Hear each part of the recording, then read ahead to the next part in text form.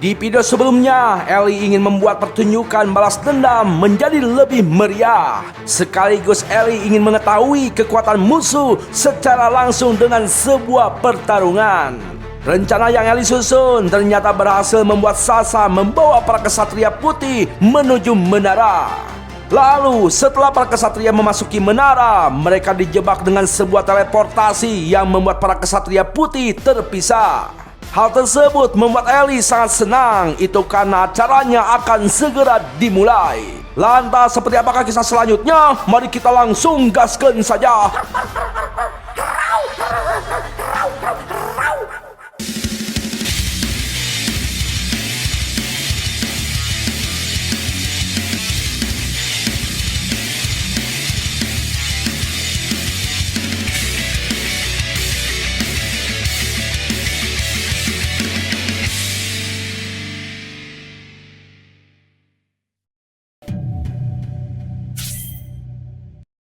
Ya, setelah terpisah dengan anggota kesatria lain, Mikhail meminta Sasha untuk terus mengikutinya dari belakang demi keamanan saat menyusuri tangga di sana. Dan ternyata jalan tersebut adalah jalan khusus yang Ellie siapkan untuk menuju tempat Lai. Dan Lai sudah tidak sabar ingin segera memberi kejutan kepada Sasha. Sementara itu, di sisi lain, si kembar yang berencana mencari anggota lain disambut oleh Mera dan Harley Quinn. Di sana, Mera merasa bahwa si kembar terlalu lemah sebagai musuh yang harus dihadapi berdua. Karena hanya dengan dirinya saja, Mera sanggup membunuh mereka. Akan tetapi Harley melarangnya sebab masing-masing dari mereka harus menghadapi musuh sesuai aturan. Harley juga meminta Mera untuk tetap waspada meski si kembar adalah elf yang kroco. Karena menurut pepatah, tikus yang terpojok bisa menggigit kucing. Jelas saja ungkapan mereka berdua membuat si kembar kesal. Maka dari itu si kembar langsung nyerenteng untuk membuktikan kehebatan mereka sebagai submaster. それはありえない。白の騎士団である僕らを、サブマスターに目覚めた僕らを見下すなんて。そうだねキア、半殺しだねニア。 Ya, akan tetapi Mera dan Harley dapat menghindari serangan mereka. Bahkan Mera menganggap mereka sebagai tupai yang melompat-lompat di udara dan banyak bacot. Si kembar menjelaskan bahwa area yang dipenuhi dengan pilar tersebut sangat menguntungkan bagi mereka. Meski begitu, Harley dan Mera masih bisa menghindari dengan santuy. Akan tetapi itu memanglah rencana si kembar untuk membuat mereka lengah dan... 今見せてあげるよ。口だけじゃないって。ウィンドカッター。ウィンドカッター。これはなかなか。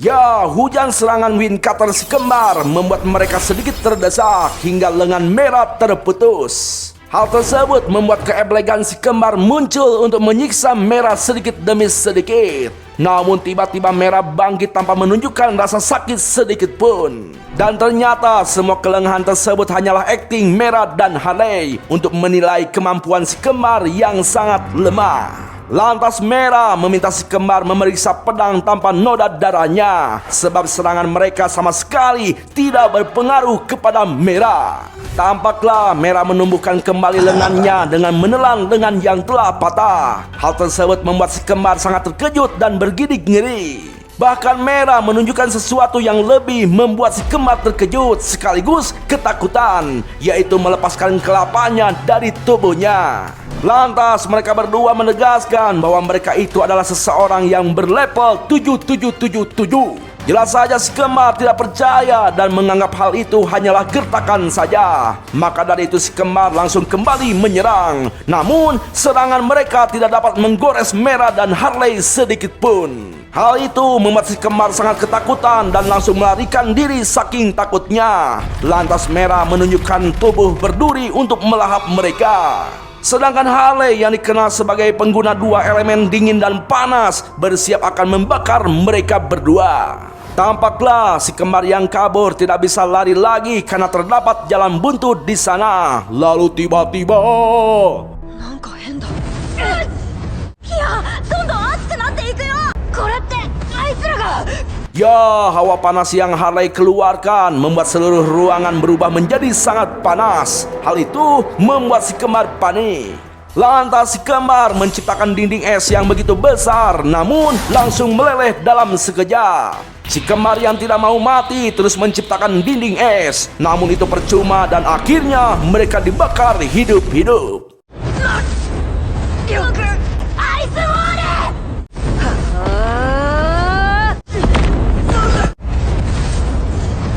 Ya, hal tersebut membuat Harley panik. Itu karena Light melarang mereka untuk membunuh. Namun ternyata Ellie telah menyiapkan sihir khusus di dalam menara yang akan mempertahankan musuh dari kematian meski telah menerima serangan yang sangat edan. Di sana, si kembar yang telah sadarkan diri langsung memohon meminta ampunan. Sontak Merah langsung menegaskan bahwa Merah akan membuat mereka sengsara demi kepuasannya. Selain itu, mereka juga mengingatkan perihal perlakuan mereka yang selalu bermain-main dengan nyawa manusia saat memohon ampun. Jelas saja hal itu membuat si kembar langsung terdiam dan tidak bisa berkata sedikit pun. Lantas, Merah langsung membungkus mereka berdua.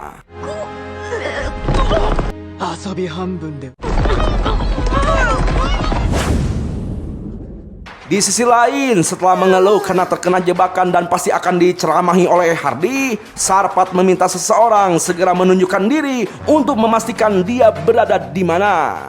Lalu ketika Suju muncul, seketika Sarpat langsung jatuh hati oleh kecantikan Suju yang imut. Hingga Sarpat langsung mengeluarkan rayuan mautnya sebagai kadal sejati. Bahkan Sarpat menunjukkan tarian penggoda ala-ala kadal pengen kawin untuk memikat Suju. Namun Suju justru menunjukkan wajah yang jijik kepada Sarpat. Di sana, Lock yang merupakan senjata yang bisa berbicara menjelaskan bahwa Suju orangnya pemalu tidak banyak bicara. Jelas saja Sarpat terkejut baru mengetahui ada senjata yang bisa berbicara. Di sana Lock menegaskan bahwa Sarpat tidak perlu banyak bertanya dan mengingat nama mereka. Itu karena Sarpat akan segera mati oleh mereka berdua. Selain itu, Sarpat juga bukanlah tipe cowok yang Suju inginkan, sebab tipe Suju adalah like seorang. Tapi Lock malah meledek Suju yang terlalu berlebihan berharap like menjadi miliknya. Sontak Suju langsung menghantamkan Lock karena kesal. Ya, mendengar hal itu membuat Sarpat patah hati sekaligus lemas, sebab sudah jatuh malah tertimpa tangga. Lebih jelasnya, sudah terjebak, Sarpat harus bertarung dengan Suju, si gadis cantik nan imut. Maka dari itu, Sarpat menyarankan Suju untuk menerima cintanya saja. Bahkan Sarpat berencana merebut Suju secara paksa dan...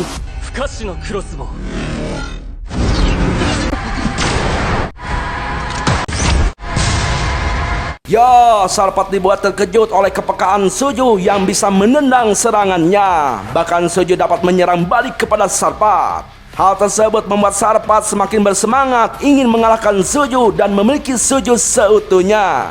Lantas Sarpat menghujani Suju dengan busur tak kasat mata hingga berhasil membuat Suju terpojok dan terserang. Namun serangan dari Sarpat tidak melukai Suju sedikit pun. Hal itu membuat Sarpat semakin menginginkan Suju karena ternyata selain cantik dan imut, Suju juga sangatlah kuat. Dengan polosnya, Sarpat meminta Suju untuk meninggalkan Light yang lemah dan cupu. Sontak saja Suju sangat murka, itu karena barang siapa yang menghina Light harus mati dalam keadaan tragis dan menyedihkan.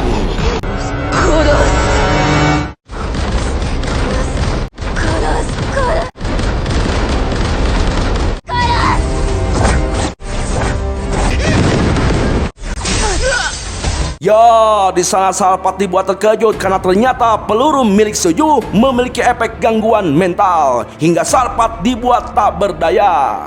Nah, karena amarahnya belum mereda, Suju tak henti-hentinya menyiksa Sarpat hingga sakaratul maut.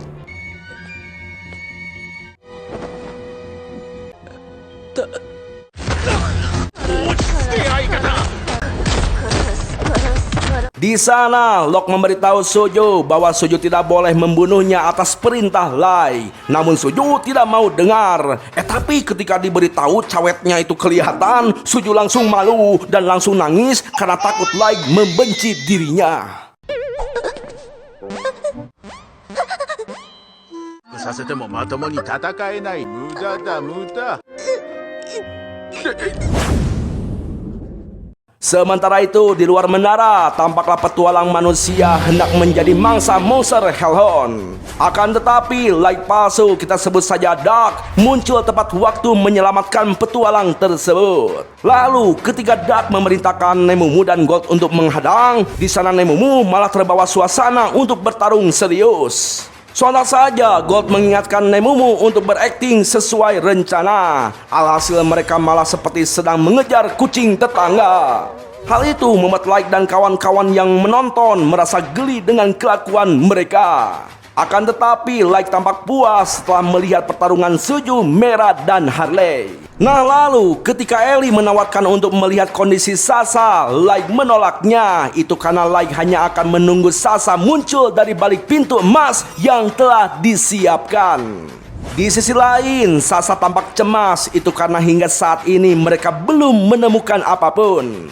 Di sana Mikael merasa curiga karena situasi saat ini seolah-olah mereka tengah digiring ke suatu tempat. Hal itu membuat Sasa kesal. Sasa bergumam di dalam hatinya bahwa dia ingin segera menemui Light untuk membunuhnya dengan mustika keluarga yang dia bawa. Sementara itu, di sisi lain, Mustang menyambut kedatangan Jack yang cukup lama tidak muncul. Jack menjelaskan bahwa mereka tidak perlu terburu-buru karena di sana hanya ada mereka berdua saja. Lantas Jack memperkenalkan diri serta levelnya yang berangka 7777. Jelas saja Mustang tidak percaya dan menganggapnya sebagai gertakan saja. Jack kembali menegaskan bahwa dia hanya perlu menunjukkannya dengan pertarungan. Meski Jack tidak tega melawan Mustang yang lemah, Jack menyarankan Mustang untuk menyerah saja. Jelas saja Mustang yang menjunjung tinggi harga diri sangat kesal dengan penghinaan tersebut. Lantas Mustang akan menunjukkan apa perbedaan bacotan dengan fakta yang nyata. Dan あなたを倒せばいいだけのことですから。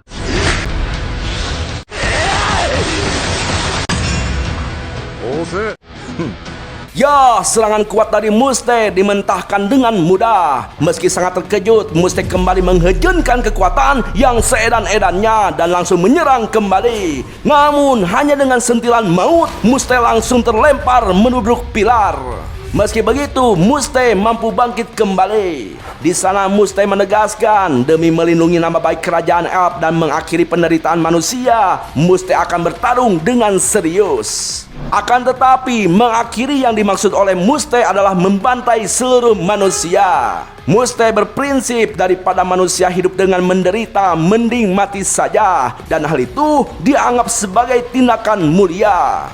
Jelas saja Jack dan saya bahkan tetangga begitu muak mendengarnya. Maka dari itu Jack sebagai perwakilan kita semua akan meladeni Mustang dengan serius. Sontak Jack menunjukkan armor darah besinya yang sangat edan dan 我に力を与えたまえ。覚悟だけは本物のようだな。鉄皮。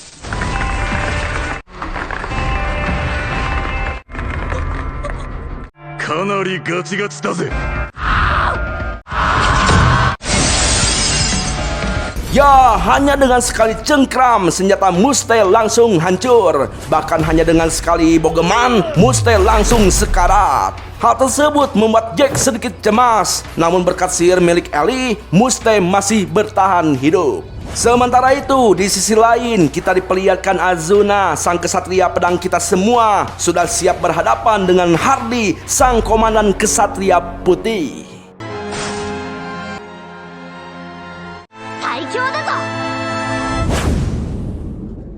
Ya, setelah menyambut dan memperkenalkan diri, Nazuna menjelaskan bahwa Hardy akan menjadi subjek percobaan kekuatan Nazuna. Itu karena Nazuna harus menunjukkan kekuatan dan kehebatannya kepada Lai. Hal itu tidak membuat Hardy gentar sedikit pun. Sebagai komandan kesatria putih, Hardy sangat percaya diri bahwa dia dapat mengalahkan musuh sekuat apapun. Nah, sebelum bertarung, Hardy menyadari bahwa semua perlengkapan yang digunakan Nazuna dari mulai pundak, lutut, kaki, dan juga kutang besi terlapisi sihir besar. Hardy juga berasumsi bahwa Nazuna memiliki kekuatan fisik yang kuat. Itu karena dengan tubuh mungil, Nazuna sanggup membawa 2 melon dan pedang besar dengan mudah. Maka dari itu, pertama-tama Hardy akan mengukur kekuatan Nazuna dan mempersilakan Nazuna untuk menyerang duluan. Namun apa yang terjadi? 血が来ないならあたいから行くぞ。そりゃ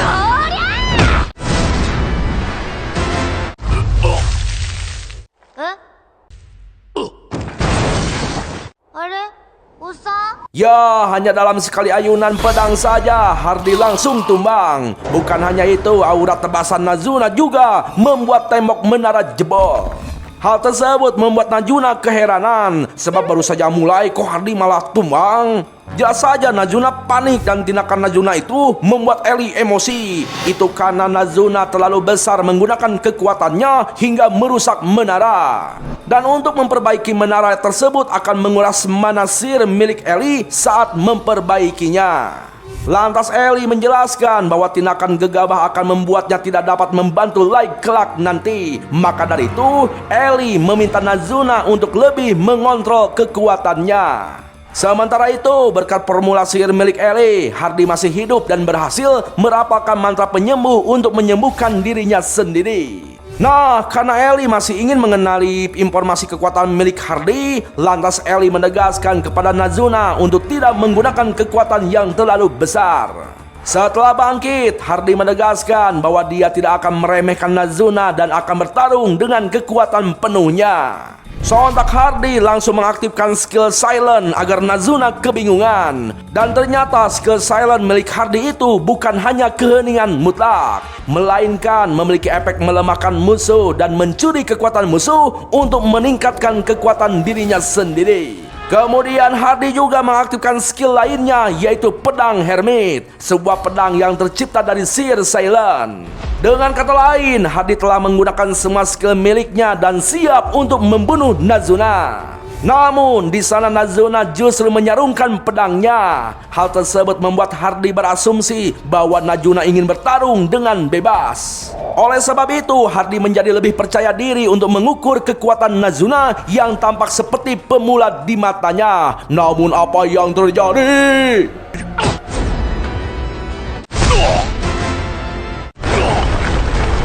Ya, hanya dengan sekali hantaman, Hardy langsung terhempas hingga tidak sadarkan diri. Hal itu juga membuat Ellie lagi-lagi dibuat kesal kepada Nazuna yang tidak bisa mengendalikan kekuatannya. Meski Nazuna mengelak bahwa dia tidak melakukan kesalahan. Itu karena sekarang tembok menara tidak jebol. Ya, tingkah konyol Nazuna itu membuat Light terhibur. Maka dari itu, Light meminta Ellie untuk memaklumi dan memaafkan Nazuna. Lantas Ellie meminta Nazuna membawa Hardy. Di sana Light penasaran dengan kondisi Ellie saat ini. Itu karena sebelumnya Ellie sempat bergetar dari tangan hingga kakinya. Ellie menegaskan bahwa dia baik-baik saja meski sedikit kelelahan akibat mana sihirnya yang terus tersedot. Namun yang lebih penting saat ini adalah sosok Sasa yang hampir tiba. Maka Light memerintahkan mereka untuk menyambut tamu agung dengan sangat meriah. Tak lama, Sasa dan Mikael telah tiba di balik pintu. Di sana Mikael menenangkan Sasa yang tampak kepala ruguh cicing. Lalu tiba-tiba pintu tersebut terbuka, tanda undangan masuk kepada mereka.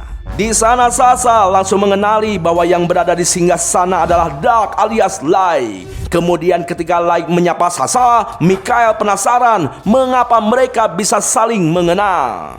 Sasa menjelaskan bahwa mereka hanya sempat bertemu satu kali. Lantas Sasa meminta Light untuk tidak sok akrab. Itu karena hal tersebut sangatlah menjijikkan bagi perbedaan kasta mereka. Intinya, Sasa merasa najis jika harus kenal dengan sosok manusia yang dianggap ras rendahan. Di sana, Light menyindir bahwa Sasa adalah sosok yang mengkhianatinya karena dulu 3 tahun yang lalu Sasa pernah sangat peduli kepada Light. Lantas Light menunjukkan wajahnya. これでも思い出せないかい ?3 年ぶりだね。嘘よ。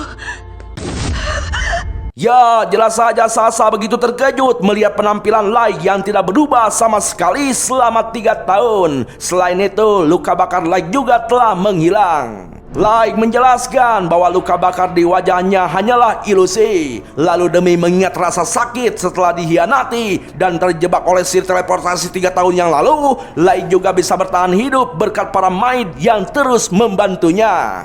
Maka dari itu, Light memutuskan untuk menghentikan pertumbuhannya hanya untuk balas dendam pada mereka dengan sosok yang mereka kenali. Bahkan Light menyiapkan panggung terbaik untuk balas dendam. Hal tersebut membuat Sasa kebingungan. Namun Mikhail justru tertawa terbahak-bahak. Itu karena dia merasa mendapatkan keberuntungan. Mikhail menjelaskan bahwa mereka harus membunuh Light untuk mendapatkan teknologi pembuatan menara. Selain itu, mereka juga bisa menjadi pahlawan yang membunuh ancaman negeri Elf. Kemudian, mereka juga hanya perlu menyembunyikan identitas penjahat agar kebohongan Sasa selama ini lenyap. Jelas saja, Sasa sangat menyetujui ide milik Mikhail, dan ide tersebut membuat Sasa langsung besar kepala.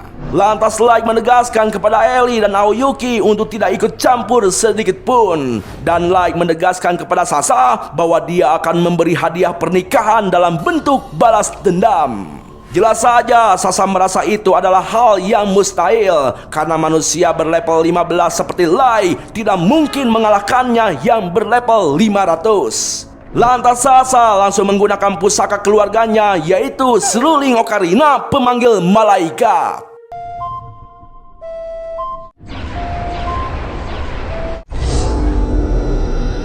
Ya, dengan songongnya Sasa menjelaskan bahwa Light tidak mungkin sanggup melawan para malaikatnya yang terdiri dari malaikat kesatria, tanker, dan support. Hal tersebut membuat Light cukup terkesan, di mana Light seharusnya bisa menembus hingga membunuh para 2 malaikat di belakang. Tapi dia hanya bisa memecahkan perisai malaikat tanker saja, dan malaikat support mengembalikan perisai malaikat tanker menjadi utuh kembali. Tampaklah Sasa begitu terkejut dengan kemampuan Light, apalagi ketika Light menunjukkan levelnya yang berlevel 9999999. Sasa dibuat bergidik ngeri. Namun Mikhail menjelaskan bahwa itu hanyalah gertakan saja. Itu karena di dunia ini tidak ada makhluk yang berlevel segitu. Mikhail yakin kemampuan Light hanya bergantung pada sebuah item yang hebat saja. Hal tersebut membuat Sasa kembali songong dan... Release Shadow Dance. Release Dust Press. Release Ice Sword. Ya, serangan-serangan Light tidak bisa membunuh para malaikat. Itu karena Sasa kembali meniup okarinanya untuk memanggil malaikat tanpa mengeluarkan energi sihir sedikit pun. Mungkin bisa dibilang pemanggilan tanpa batas. Maka dari itu, Light segera mengincar ocarina tersebut, karena ocarina milik Sasa cukup mengganggu. Namun Mikhail berhasil menahan Light, bahkan memukul mundur Light dengan kekuatan perisainya.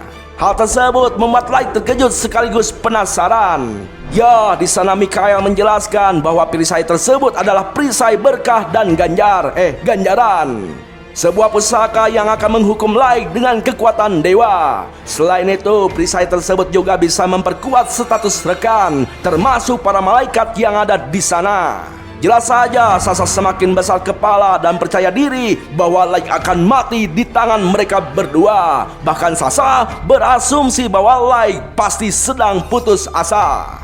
Jelas saja perkataan Sasa tersebut membuat Light tertawa terbahak-bahak. Ya, tertawa Light tersebut malah dianggap sebagai hal umum sebagai manusia yang sedang putus asa.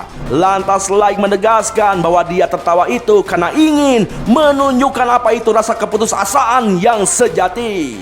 Jelas saja Ellie panik meminta Light untuk menahan diri. Namun Light yang sudah muak tidak mau dengar dan langsung menunjukkan sebuah pelepasan segel dewa tahap pertama berkode 999. 限定解除。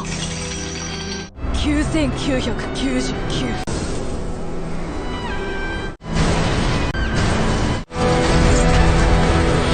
真相クングニール。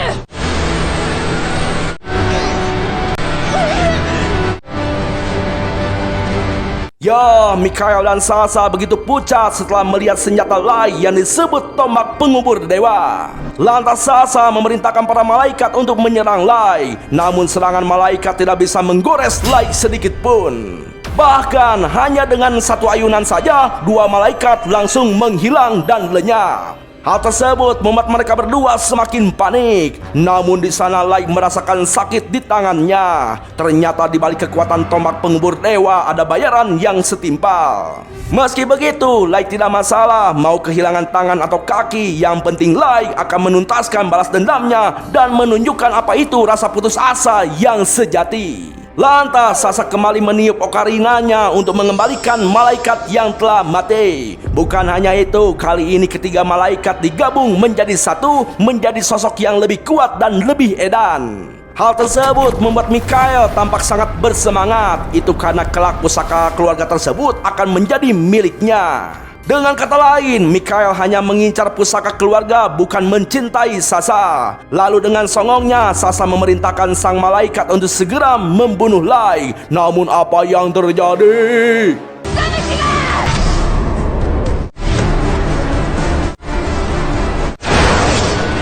Ya, melihat Lai yang dengan mudah mementahkan serangan tombak langit dari malaikat membuat Sasa bergidik ngeri. Apalagi serangan lanjutan yang lebih kuat dari malaikat tetap dimentahkan dengan mudah oleh Lai. Jelas saja Sasa makin panik serta putus asa.